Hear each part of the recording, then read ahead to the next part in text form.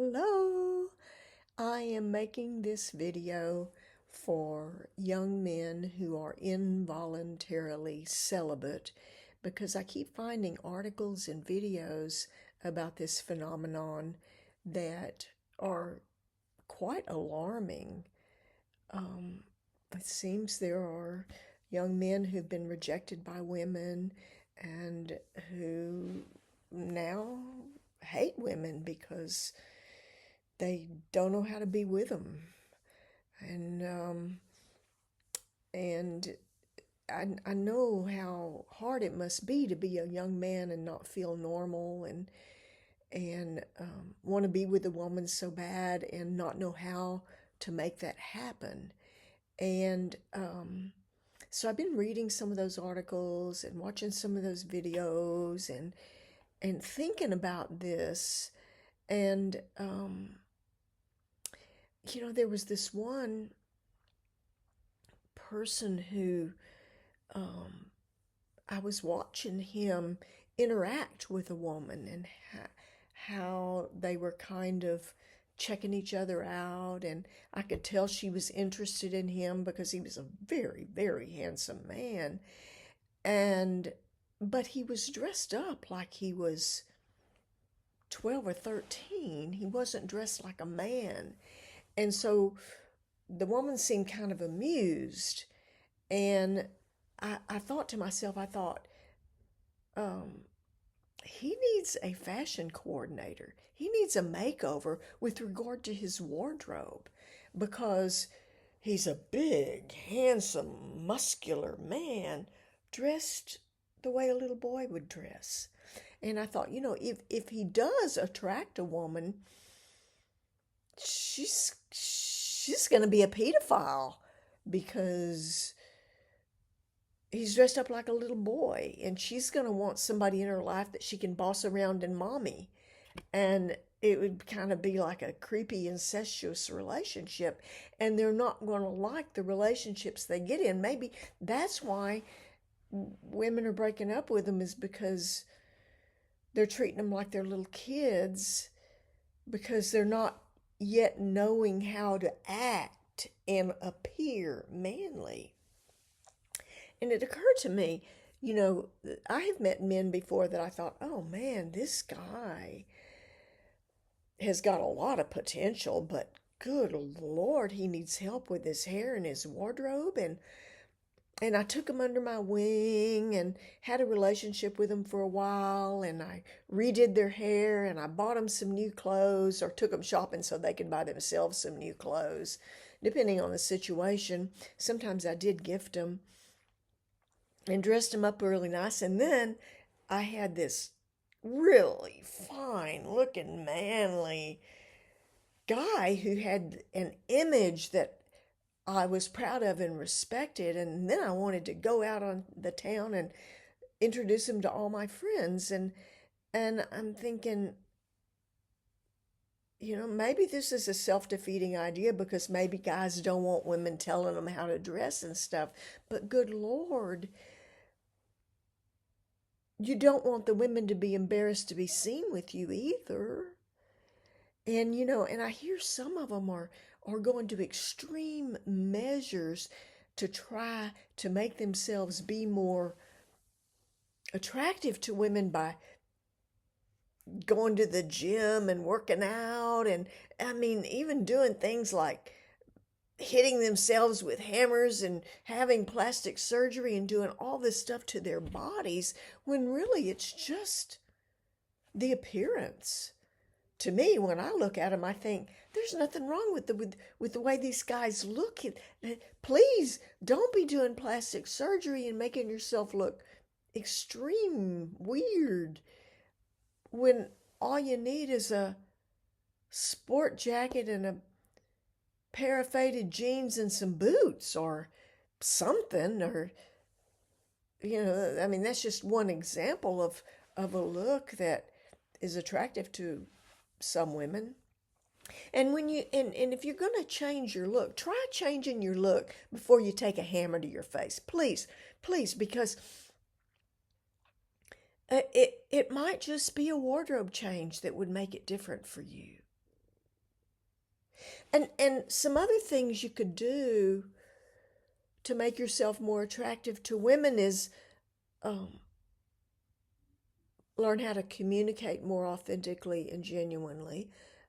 Learn how to dance, because one time I was at a country western nightclub in Dallas, and this guy came up and he offered my hand and said, "Would you like to dance?" And I danced with him. We danced. He was a good dancer. It was fun.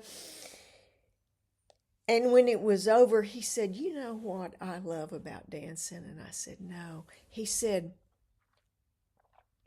"Well, if you walk up to a woman and you say, 'I think you're real pretty. I'd like to rub your titties all over my chest,' they will slap the shit out of you and you won't get anywhere. But if you walk up to a woman and you say, 'Would you like to dance?'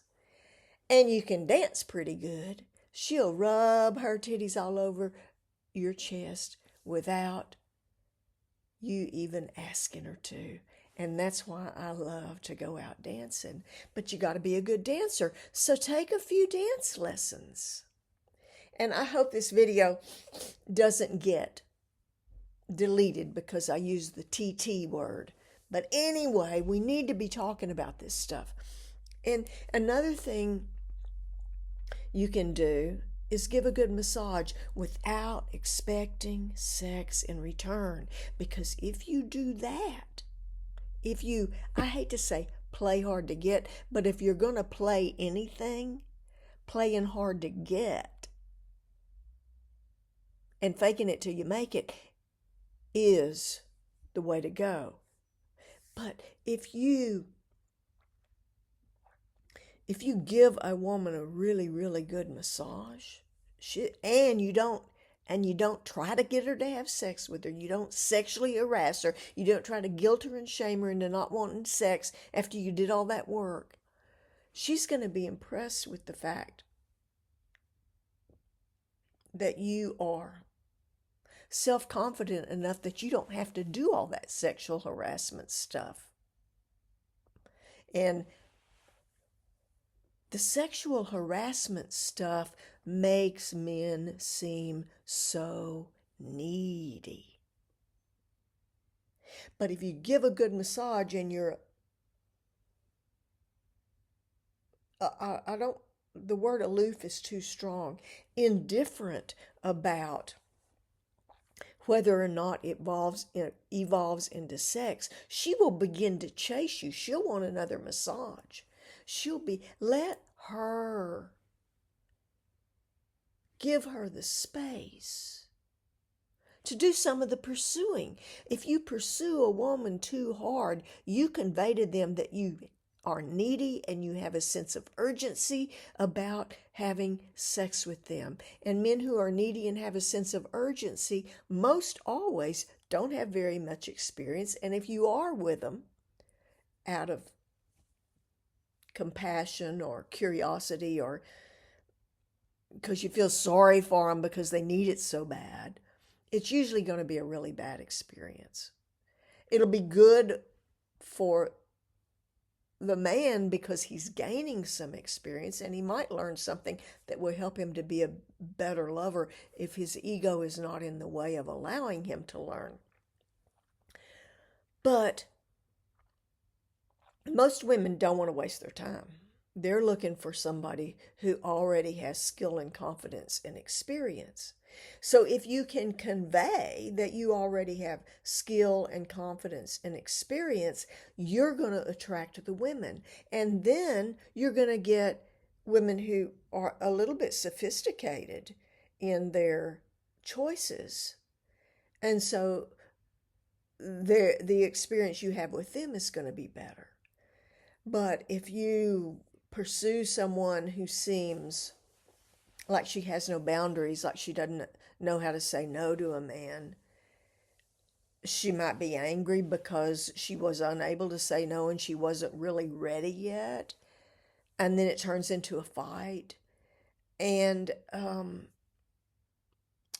what I'm saying is that your approach is extremely important in causing a woman to be interested in you for the long term. And how you let a woman know that you are interested in her, possibly, if there are compatibility factors that make it feasible, optimal, synergistic, then you let a woman know that you're choosy, that you're not looking for just any kind of a connection, you're looking for a good connection. That'll make you more attractive. You know, one time a guy told me any sex is good sex for a guy. It's the women who are selective. Men need to become selective too, because it will make you much more attractive. You can go too far in that direction. You can go so far in that direction that the women think, well, he doesn't even like me. And if you're dressed up like a little boy, a man in a little boy's clothes she's going to go, glad he wasn't interested in me. You want to have an appearance that makes a woman go, man, he is fine. I wonder if he might be interested in me. And then have her coming and flirting with you to find out. It's kind of not fair, because if a man hits on a woman and she's not at all interested in him because of his wardrobe or who knows what, his hygiene or his inability to communicate respectfully, intimately, vulnerably, if she's really not interested in you and you keep letting her know over and over and over that you think she's hot. And don't use the word hot. Hot is almost an insult. Hot is something to say for when you're in a relationship and you come home from work and she's in lingerie. That's when to use the word hot. But not at the workplace, not even, it might be okay at a nightclub.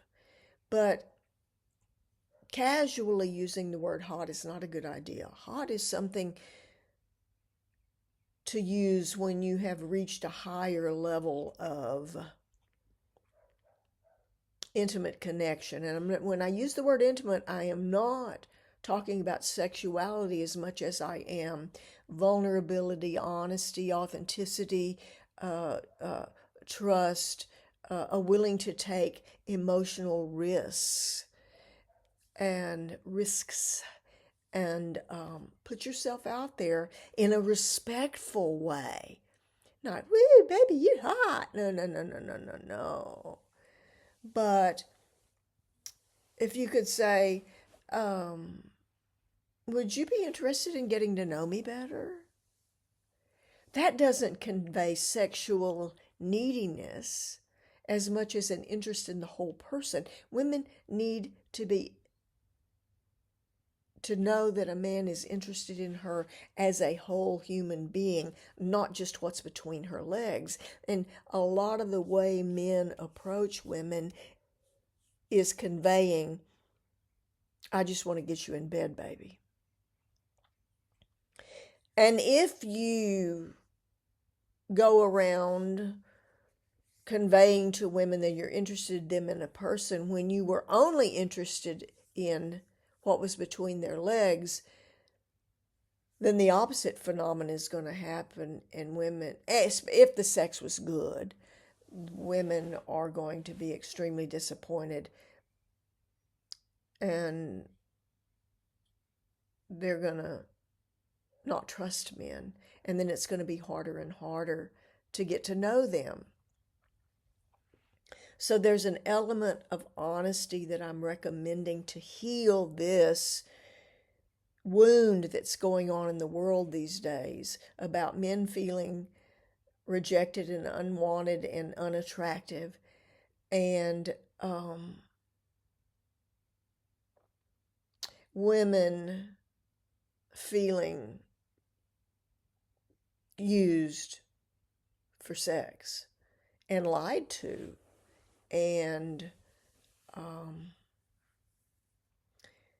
when women think there is the possibility of a relationship and the sex is great, and it turns out that he was just saying those things to get her in bed and he didn't really want to be in a relationship, that's extremely painful for the women. So the men are in pain and upset because they can't get a woman in bed, and the ones that can get a woman in bed are making women harder to get in bed. A lot of women are coming to realize why our mothers and our grandmothers always said they won't buy the cow if they can't get the milk for free. You gotta make them commit. And then that gives birth to the phenomenon of serial monogamy, where a man will commit temporarily for a year or 2 or 6 months or so, or even just 2 or 3 months, in order, and then decide, well, we're not compatible, and end it, when really he didn't even want to be in a relationship at all. And another thing that's really confusing is when men are letting a woman know, I'm interested in you sexually, I'm interested in you sexually, I'm interested in you sexually. And then when it comes time that the woman has felt worn down and she's thinking, I gotta do this so he'll leave me alone, then he says, well, I don't want to be in a relationship. And and you were thinking, well, he really, really likes me, he's really interested in me, he wants to get to know. All he wanted was what was between your legs. All of those miscommunications, misunderstandings have to be eliminated before this sexual wound that is gaping and growing these days is ever going to be healed. We have to be more honest. And so there are a lot of men who go around saying, I'm interested in you, but I don't want to be in a relationship. And I'm thinking, well, how are you going to have sex without being in a relationship? Sex is a type of relationship. I don't know how that works. That still gives me cognitive dissonance and really kind of sounds kind of unintelligent.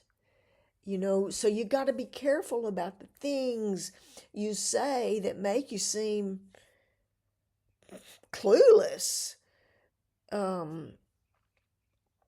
So most people, when they say they don't want to be in a relationship, it's not the relationship they don't want to be in. It's the